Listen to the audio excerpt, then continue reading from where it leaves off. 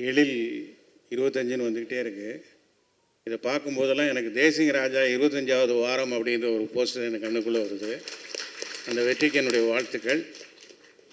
எல்லோரும் சொன்ன மாதிரி எழில் வந்து நல்லா பழகுவதற்கு இனிமையானவர். எனக்கு ரொம்ப வருஷமாக தெரியும். கிட்டத்தட்ட என் வீட்டு பக்கத்தில் தான் இருக்கார் அவர். ஒரு 20-25 வருஷங்களுக்கு மேலே துல்லாத மனம் துள்ளும் படம் பார்த்துட்டு நான் ப்ரொஜெக்ஷன் பார்த்துட்டு வரும்போது எழில் இல்லை, எடிட்டர் தான் இருந்தார். எடிட்டர் கூப்பிட்டு சொன்னேன், அந்த படம் விஜய் கேரியர்லேயே மிகப்பெரிய ஹிட் ஆகும் அப்படின்னு சொன்னேன்.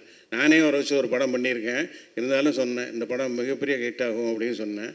சொன்ன உடனே அடுத்த நாள் எழில் என் வீட்டுக்கே வந்துட்டார். வந்து ஒரு சாக்லேட் பாக்ஸ் வாங்கிட்டு வந்து, என் பையன் குழந்தையாக இருந்தான், சின்ன பையனாக இருந்தான், ஒரு சாக்லேட் பாக்ஸ் கொடுத்துட்டு ரொம்ப தேங்க்ஸ் சார், இந்த படம் உங்களுக்கு பிடிச்சிருக்கா சார் அப்படின்னு கேட்டார். நான் சொன்னேன், எழில் மறந்துருக்க மாட்டார்னு நினைக்கிறேன், இந்த படம் நிச்சயமாக மிகப்பெரிய வெற்றி படமாக அமையும் அப்படின்னு சொன்னேன். சௌத்ரி சார்ட்டையும் சொன்னேன், சார் சூப்பர் குட் கேரியர்லேயே அந்த படம் பாருங்கள், நாட்டாமை அளவுக்கு பெரிய ஹிட் ஆகும் சார் அப்படின்னு சொன்ன மாதிரியே அந்த படம் பெரிய ஹிட் ஆச்சு. அதுக்கப்புறம் எழில் ஏகப்பட்ட ஹிட்டு கொடுத்தாரு.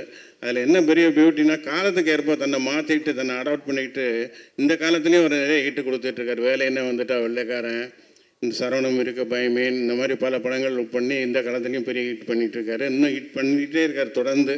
எல்லோரும் சொன்ன மாதிரி எழில் 50 பார்க்கணும். 50 வரும்போது நம்மெல்லாம் இருப்போமோ என்னமோ தெரியல. ஆனாலும் அப்போ எழில் 50ன்னு வரணும். 50ன்னு வரும்போது எழில் 50 வரும்போது இன்னும் பல வெற்றி படங்கள், இப்போ 14 படம் தான் பண்ணியிருக்காருன்னா அப்போது ஒரு 50 படம் பண்ணியிருக்கணும். இனிமேல் ஃபாஸ்ட்டாக பண்ணுவார்னு நான் நினைக்கிறேன். வாழ்த்துக்கள். நன்றி. Thank you so much sir.